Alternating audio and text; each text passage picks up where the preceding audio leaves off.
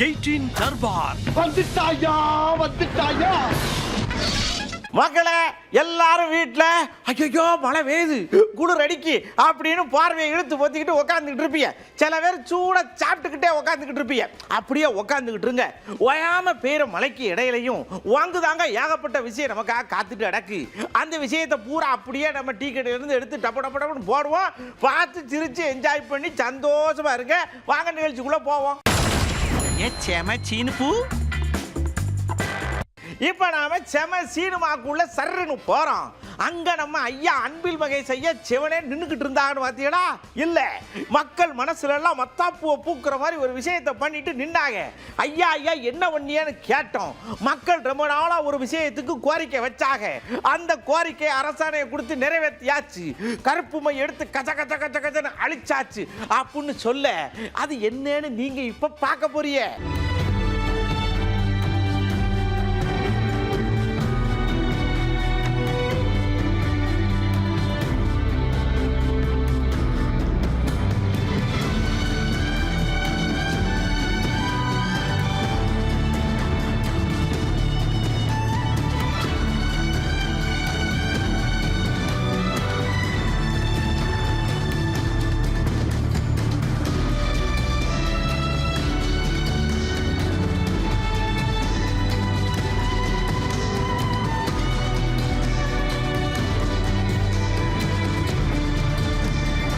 மழை பெஞ்சாலும் ஊர்ல கிராமப்புறங்களில் எந்த வேலையும் நிப்பாட்டம்டா அவ்வாட்டு கொண்டு போயிட்டே இருப்பாங்க. அதே மாதிரி இங்க ரயில்வே ஸ்டேஷன்லேயே ஒரு விஷயம் நடந்திருக்கு. என்னன்னா கொற்ற மழையில இந்த தூய்மை பணியாளர்கள் வந்து ஸ்டேஷனை பூரா தூய்மைப்படுத்தி சந்தோஷப்படுத்திருக்காங்க. அதான் நம்ம தெற்கு ரயில்வே என்ன ஒன்று இருக்கு, அவங்கள பாராட்டி ஒரு வீடியோ வெளியிட்டு இருக்கு.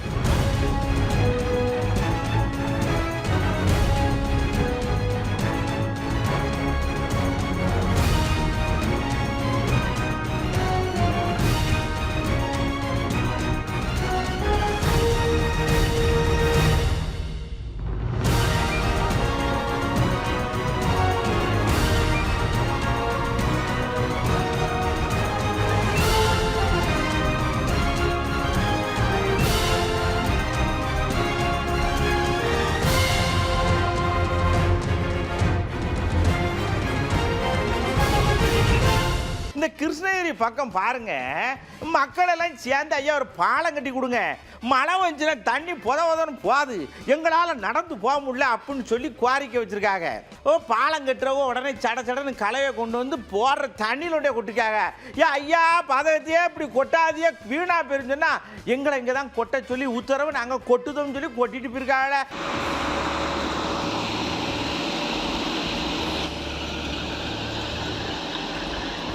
என்னாத்து வேற கலக்குறீங்க? அப்படி ஜல்லி மணல் வாங்கிட்டு வந்து கொட்டிட வேண்டியதானே? ஜல்லி மணல் வாங்கிட்டு வந்து கொட்டிடலாம்ல. என்னாத்து வேற அதில் வேற மிஷினில் வேற கலக்கி போடுறீங்க.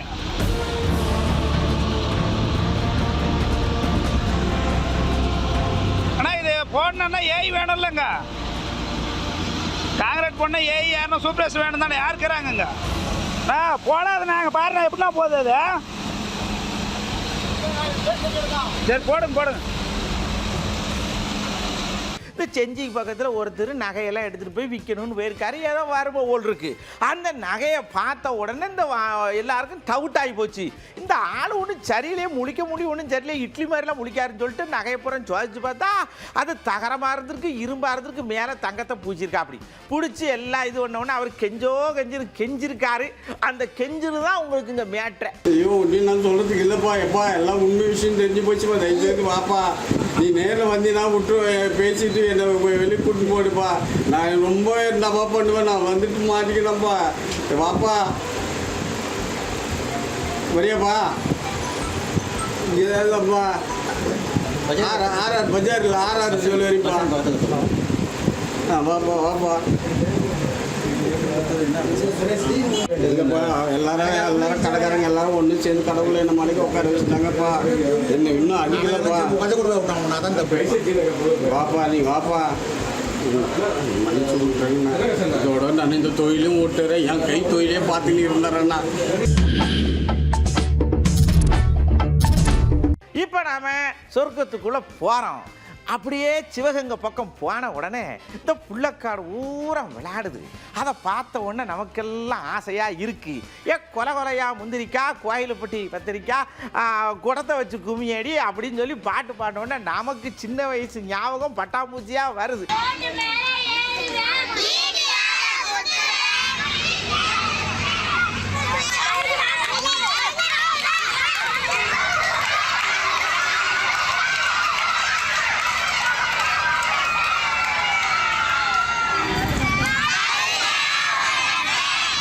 புதுக்கோட்டைக்கு பக்கத்தில் புள்ளக்காடு ஊரம் பள்ளிக்கூடம் போகுது.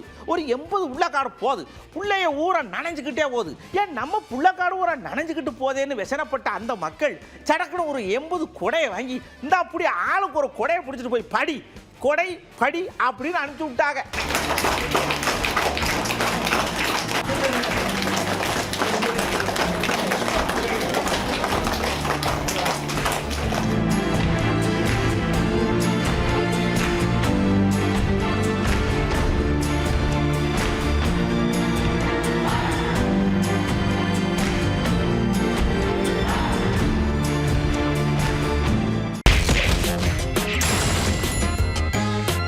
நம்ம அண்ணன் ரொம்ப கடுப்புல நிக்காரு, நம்ம செந்தமிழர் அண்ணன்.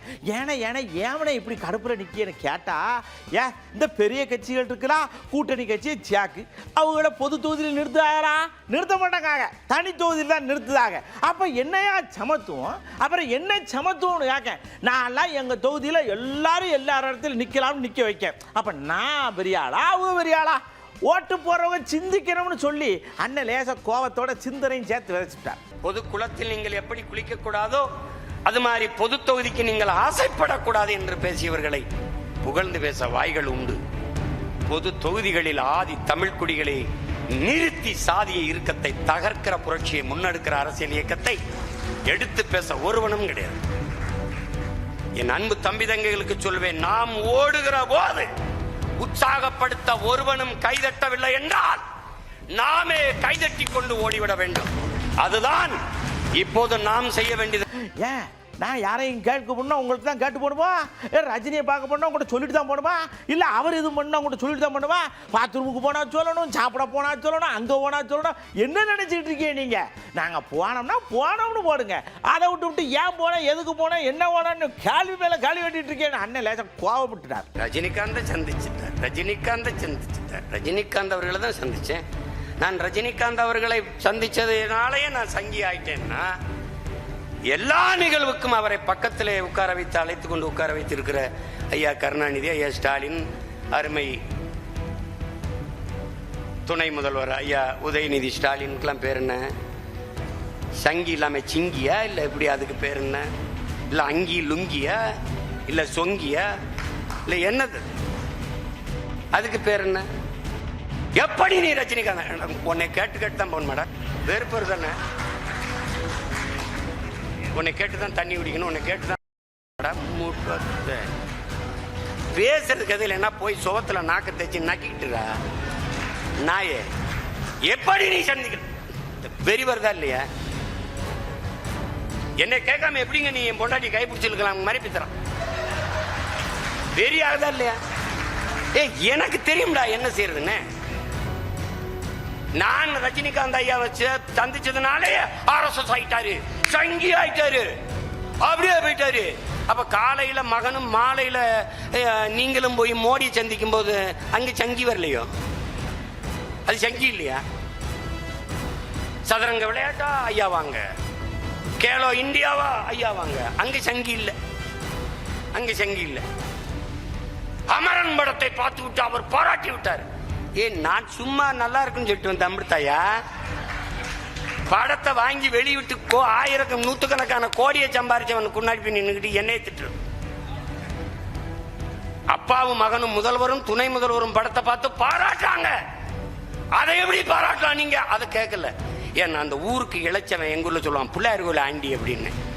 அது மாதிரி கோயிலுக்கு நேர்ந்து விட்ட மாடு மாதிரி அது வாட்டுக்கு எல்லாரும் அடி அடிச்சு பார்ப்பான். என் பங்காளி வடிவேல் சொல்றாப்புல, அதுல அடிக்கும் போது ஒருத்தன் சொன்னா எவ்வளவு அடிச்சாலும் தாங்குறான்டா, அவ்வளவு நல்லவனா இருக்கான்னு. போற வரவெல்லாம் ஒரு அடிச்சிமா அவனை பேச்சு விடு, அவனை பேச்சு விடு, அவன் அவ்வளவுதான் அங்க வளர மாட்டாங்க. அவ்வளவுதான் முடிய போகுதுங்க. ஏய், நான் எடுத்து வைக்கிற அரசியல் தேவையா தேவையில்லையா? படத்துக்குள்ளெல்லாம் நிறைய குவாக்குமாக்கு வேலையெல்லாம் பண்ணி வைப்பார்ல நம்ம பார்த்திபன் ஐயா. அவர் அப்படி கூடி நடந்து வரார். நடந்து வந்தோன்னா, ஐயா இந்த விஜய் கட்சி ஆரம்பிச்சிருக்காரு, அதை பற்றி ஏதாவது கொஞ்சம் சொல்லுங்க, சொல்லிட்டு விட்டு போங்க அப்படின்னு சொன்னால் அவர் ஆரம்பிச்சார்ல, அன்னிலிருந்து இந்த வரைக்கும் நல்லா தான் போயிட்டு இருக்கு. தம்பி விஜய் ஆரம்பித்த கட்சி சூப்பரு. அதுலேயும் திமுகவை எதுக்கணும்னு நினைச்சார்லா, அது சூப்பரா சூப்பர்னு குடைக்குள் மலை மாதிரி அரசியலுக்குள் ஒரு வெடியை கொளுத்தி போட்டிருக்கார். இப்போ ரஜினி சார் வரும்போதும் நமக்கு எப்படி இருந்ததுன்னா, ரஜினி சார் வந்து என்ன பண்ணிட போறாரு அப்படின்னு ஒன்று இருந்தது. கமல் சார் வரும்போதும் அப்படி இருந்தது. இப்போ மிஸ்டர் விஜய் வரும்போதும் அது மாதிரியான ஒரு விமர்சனங்கள் இருந்தால் கூட அவருடைய எழுச்சி வந்து ரொம்ப பிரமாதமாக இருக்கு. அது ஃபர்ஸ்ட் மேடையே நமக்கு மேடைன்னு தெரியாத அளவுக்கு ரொம்ப பிரமாதப்படுத்திட்டார் அவர். அடுத்தடுத்த நல்ல முன்னேற்றம் இருந்தது. அங்கே நம்ம என்ன பார்ப்போம்னா, இதெல்லாம் தவிர்க்கவே முடியாது அரசியல். அப்புறம் அவர் திமுகவை எதிர்க்கிறது தான் சரியான விஷயம். அரசியல்னா இன்னைக்கு யார் ஆட்சியில் இருக்காங்களோ, எம்ஜிஆரும் அதை தான் பண்ணியிருப்பாரு. யார் வந்தாலும் அதை தான் பண்ணுவாங்க. அதனால அவருக்கு வந்து தனிப்பட்ட முறையில் திமுக மேலே விருப்பத்தை மீறி ஆளுங்கட்சியை எதிர்த்தா தான் அவங்க ஒரு ஹீரோவாகவே மாற முடியும். அதுக்கு மாற்றம் தானே அவங்க வரணும். அதனால அது சரியாக தான் இருக்குன்னு நான் நினைக்கிறேன். மழை வேற நொய்யின்னு பேஞ்சிக்கிட்டே அடக்கு. உடல் உபாதைகள்லாம் குழந்தைகள்ல இருந்து பெரிய ஆள் வரைக்கும் வந்துக்கிட்டே இருக்கு. ஆஸ்பத்திரிக்கு போக முடியல. இந்த வீட்டில் பாட்டி வைத்தியம் கை மருந்துன்னு இருக்குல்ல, அது நீங்க என்ன சடக்குன்னு செய்வீன்னு கேட்டோம். ஏன் ஏகப்பட்ட மருந்து வச்சிருக்காங்கல்ல நம்ம ஆடு.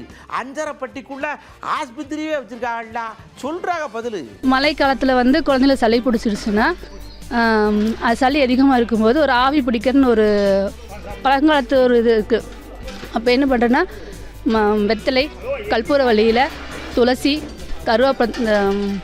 தும்பப்பூடு, மஞ்சள் இதெல்லாமே போட்டு நல்லா வேக வச்சு ஆவி பிடிப்போம். ஆவி பிடிக்கும்போது அந்த வாய் வழியை சுவாசிக்கையில் குழந்தைகளுக்கு சளியெல்லாம் ரெடியாகும். மூச்சு விடும்போது சுவாசிக்கிறதுக்கு கொஞ்சம் ஈஸியாக இருக்கும். திரிகடுகம்னு ஒன்று கொடுப்பாங்க. என்ன, சுக்கு, மிளகு, திப்பிலி இந்த மூணுமே சம அளவில் போட்டு அரைச்சி வச்சுருப்பாங்க. அதை தேன் கலந்து கொடுப்பாங்க. அது சாப்பிட்டமாகவே நெஞ்சில் சளி கரைஞ்சி போயிடும். அதுவாக ஃப்ரிட்ஜில் வச்சதோ மற்ற அந்த கூலான இது எதுவுமே தர மாட்டாங்க. தயிரே சேர்த்த மாட்டோம், சேர்த்தாம தான் சாப்பிடுவோம். உடம்புக்கு ஏதாவது கோளாறுனாக்க இல்லாமல் இருக்கிறதுக்கு இது பிரண்டை கொழுந்து, கோவக்காய், இந்த இதுகளை வந்து சுண்டை வச்சு சாப்பிட்டோம்னா எந்த கோளாறு வராது. தூதுவளை செடி அது வந்து ரசம் வச்சு கொடுத்தோம்னா சாப்பிட்டோம் தெரிஞ்சோம்னா நம்ம கண்ணுக்கு உடலுக்கு ஆரோக்கியமாக இருக்கும். தூதுவளை செடி அன்னைக்கெல்லாம் நாங்கள் தின்ன அந்த மகளிக்கீரை உப்பு இல்லாத மிளகா இல்லாத கடந்து தின்னதுனால தான் இன்றைக்கி எங்கள் உயிர் ஊதலாடுது. சின்ன கோழி குஞ்சு ரசம் இந்த மாதிரிலாம் வச்சு கொடுப்பாங்க. மிளகு அதிகம் போடுவாங்க, பூண்டு வறுத்து கொடுப்பாங்க. இது மாதிரி நிறைய விஷயம் செய்வாங்க. இப்போ மழை காலனால நீங்கள் வந்து தண்ணியை வந்து சுட வச்சு ஆற வச்சு குடிங்க. மிளகு ரசம், இஞ்சி இதெல்லாம் இடித்து சாப்பிடுவோம். அதுக்கு நிலையம் வந்து கஷாயம் வச்சு குடிப்போம். சாப்பிட்றப்போ எல்லாமே சூடாக சாப்பிடுவோம். நண்டு ரசம், நான்கு ரசம் வச்சு சாப்பிட்டோம் சூடாக. அடுத்ததான் நம்ம உஷாருக்குள்ளே போகிறோமுங்க. ஏங்க உஷாருக்கு வந்த உடனே நம்ம சடக்குன்னு சொல்கிறதெல்லாம் வண்டி ஓட்டும் போது பார்த்து ஓட்டுங்க அப்படின்னு சொல்கிறத விட இப்போ மாற்றி சொல்லணும் போலுக்கு. ஏன் வண்டி வருது எல்லாம் ஒதுக்கி ஓரமாக நில்லுங்கப்பா அப்படின்னு சொல்கிற அளவுக்கு ஆகிப்போச்சு. இந்த புனேவில் ஒரு மக்கள் நடமாட்ட நெரிசலான இடத்துல ஒரு ஐயா காரை சதவுதான்னு கொண்டு வந்து ஏற்றி விட்டார். ஒரு 4-5 பேர் மேலே ஒருத்தர் ரொம்ப சீரியஸ் ஆகி போச்சு ஓட்டுருக்கு. அந்த மாதிரி ஆகிப்போச்சு. அவர்கிட்ட கேட்டால் நான் கொஞ்சம் லேசாக மதுவை லேசாக வச்சுருக்கேன் அப்படின்னு சொல்லியிருக்காரு. ஏங்க தண்ணியாக போட்டு வண்டி ஓட்டுறதுக்கு இது என்ன பைபாஸ் ரோடா அப்படின்ற மாதிரி கேள்வி கேட்குற மாதிரி ஆகிப்போச்சு. அதனால் வண்டி ஓட்டும் போது தயவு செஞ்சு மதுவை தொடாதீங்க. ஆமாம்.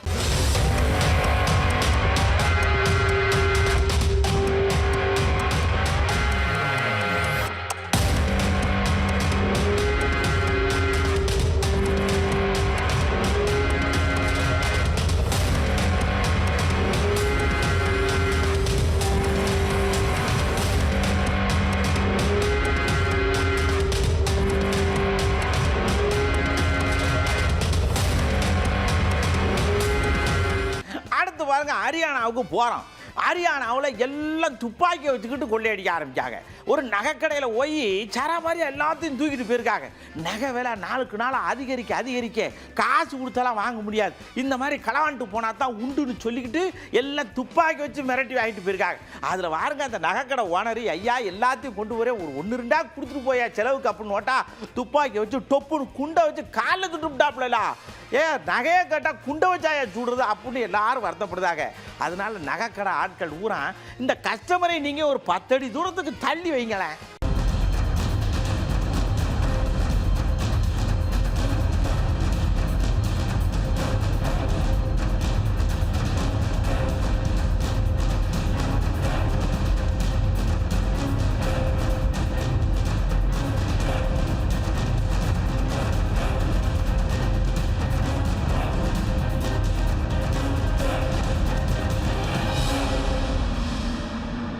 இப்போ மத்திய பிரதேசத்தில் ஒரு சின்னதாக ஒரு சண்டை நடக்கு. என்னன்னு நாம் போய் கேட்டால் அந்த கடையில் வேலை பார்த்த பையன் சொல்லுதான், நான் சம்பளத்தை கூட்டி கேட்டேன், ஒழுங்கா தரலாமுதா, தரமாட்டேங்காரு அப்படின்னு சொல்லி தீபாவளிக்கு போயிட்டு வந்து ஓனரை போட்டு குமுறு குத்திருக்கான். சரி குத்துனதோட விடப்பலாம்னா சடக்குன்னு போய் எனக்கு சம்பளம் கொடுக்கல, நீ எல்லாருக்கும் டிவி வித்துருவியான்னு சொல்லி டிவியை பூரா அடிச்சு நொறு என்னமோ பண்ணிவிட்டியா, நம்பி கடைக்குள்ளே விட்டதுக்கு நாசம் பண்ணி விட்டியாடான்னு ஓனர் அழுதாரு. இருந்தாலும் அவனுக்கு ஆத்திரம் அடங்கலை. ஏன்னா சம்பளம் தானே கூட்டி கேட்டேன் அப்படின்னு சொல்கிறான். அதனால் ஊழியர்களை சந்தோஷமாக வச்சுக்கிடுங்க முதலாளிகளே அப்படின்னு சொல்லத்தான் தோணுது. வேற என்ன செய்ய?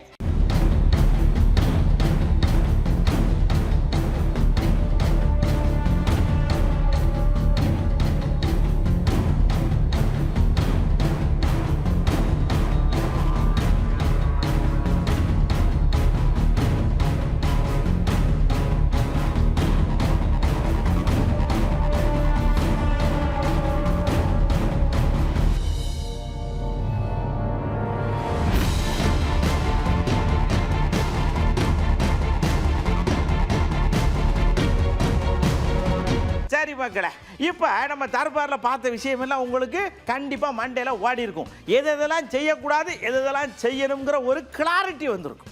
இப்போ பாருங்க, இந்த பயலுக ஊரை மழை பெய்யுது. மழை பெஞ்சாலும் வண்டியில் 4 பேர் ஓடுறதை நிப்பாட்ட மாட்டாங்க. அதனால பெற்றவங்க இந்த பயல்கிட்ட வண்டியை கொடுக்காதுங்க. அதுவும் பள்ளிக்கூடம் படிக்கிற வயல்கிட்ட 4 பேர் போய் நடுக்குன்னு கீழே விழுந்தா என்னத்துக்கு ஆகும்னு அவங்களுக்கும் தெரிய மாட்டாங்க. நீங்கள் வாட்டுக்கு வீட்டில் உட்காந்துருப்பியா, அவன் கீழே கடந்துருப்பியான். அதனால வண்டியை படிக்கிற வயல்கிட்ட கொடுக்கவே கொடுக்காதீங்க. அப்படிதான் வேணும்னு சொன்னால் முதுகில் 2 போடுங்க, வேற வழி கிடையாது. சரியா? அடுத்த தர்பாரில் இன்னும் ஏகப்பட்ட விஷயத்தோடு உங்களை சந்திக்கிறேன். அது வரைக்கும் உங்கள்கிட்ட இருந்து அன்போடு விடைபெற்றுக் கொள்வது உங்கள் அன்பு நண்பன் எழில். வணக்கம் மக்களே. 18 தர்பார் வந்துட்டாயா.